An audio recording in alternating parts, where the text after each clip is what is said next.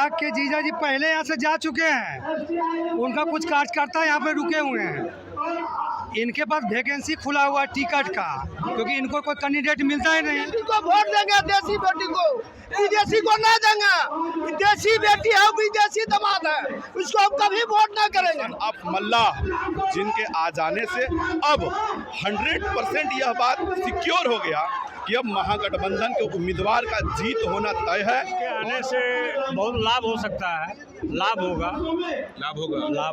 क्या होगा? चिराग के जीजा उड़िया जाएंगे? चिराग का जीजा तो चले गए हैं, वो थोड़ू आएंगे, उत्तर प्रदेशी हैं। नमस्कार, आप देख रहे हैं न्यूज़ नेशन और मैं सुमित आपके साथ। कल ही मुकेश सहनी जो यहाँ के नेता हैं, बिहार के बड़े नेता हैं, वो तेजस्वी का हाथ थाम लिया है और महागठबंधन में शामिल हो गए हैं। अभी मैं मौजूद हूँ जमुई में और जमुई की जनता का क्या मूड है मुकेश सहनी के आने के बाद? क्या चिराग के जीजा उड़िया गए हैं?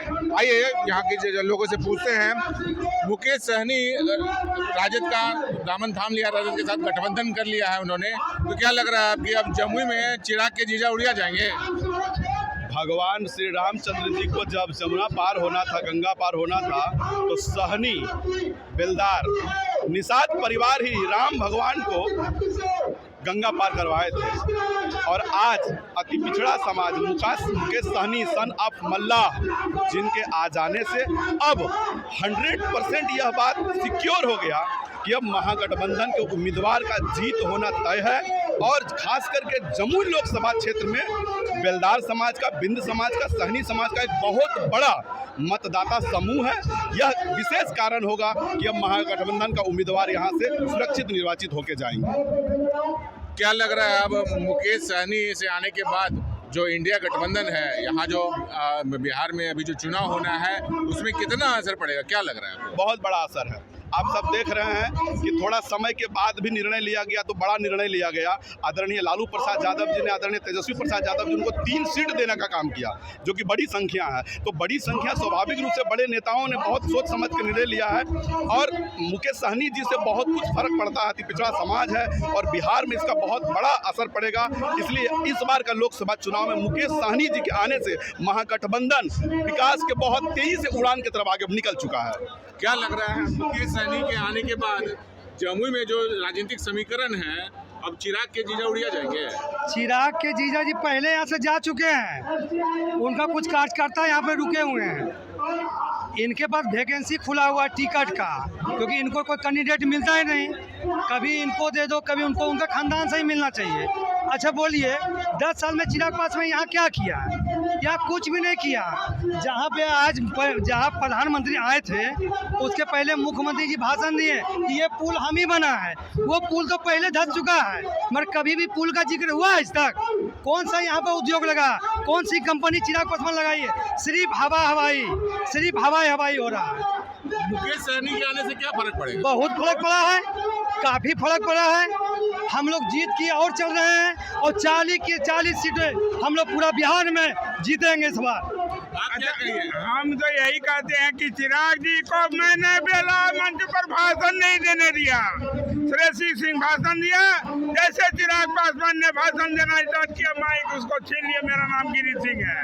क्या लग रहा है इस बार मुकेश सहनी के आने से क्या फर्क पड़ेगा? गठबंधन को बहुत फायदा होने जा रहा है पूरा बिहार में मुकेश सहनी को आने से।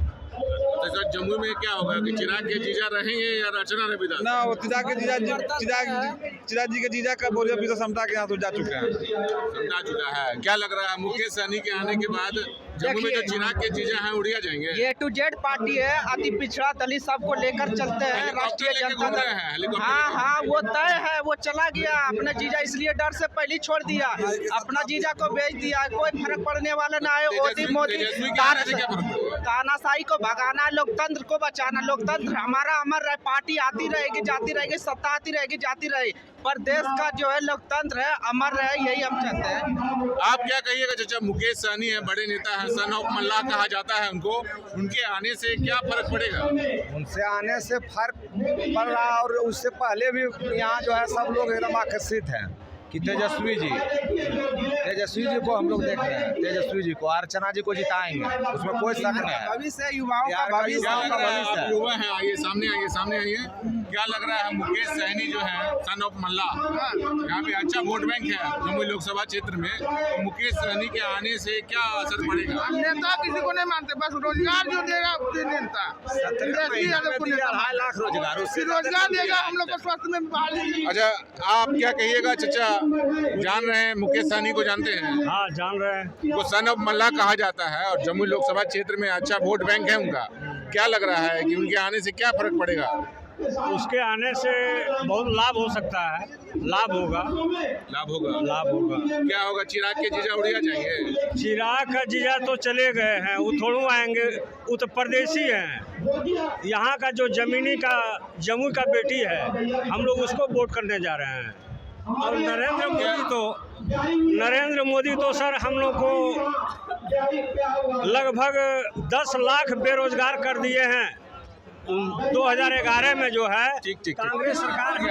आप बताइए। अरे विदेशी दामाद है, मेरा राजेंद्र यादव नाम है, विदेशी दामाद है, विदेशी। हम देसी बेटी को वोट देंगे, देसी बेटी को, विदेशी को नहीं देंगे।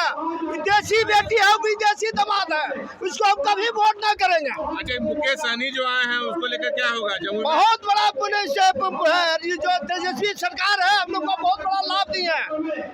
ये जो है नरेंद्र मोदी जो है चाट गया भारत को, पूरे भारत को चाट गया, बेच दिया। तो देख रहे हैं आप यहाँ पे जो लोगों का उत्साह है वो अपने चरम पर है। तेजस्वी यादव अब कुछ ही पलों में यहाँ जमुई की धरती पर लैंड करने वाले हैं। मुकेश सहनी के आने के बाद जो जमुई लोकसभा क्षेत्र है, उस लोकसभा क्षेत्र में जो महिला जाति के जो समुदाय के जो लोग हैं उनका जो वोट बैंक है वो अच्छा खासा है। तो अब क्या मुकेश सहनी के आने के बाद जमुई लोकसभा क्षेत्र का जो राजनीतिक समीकरण है वो अब अर्चना रविदास के पक्ष में होगा कि नहीं होगा, ये तो अब 19 अप्रैल को पता चलेगा। हालांकि अब तेजस्वी यादव आएंगे और यहाँ पर जनता से अपील करेंगे अर्चना रविदास के फेवर में वोट देने के लिए। अब देखिए क्या होता है, 19 अप्रैल को मतदान होना है। बने रहिए हमारे साथ, देखते रहिए न्यूज़ 24 नेशन। धन्यवाद।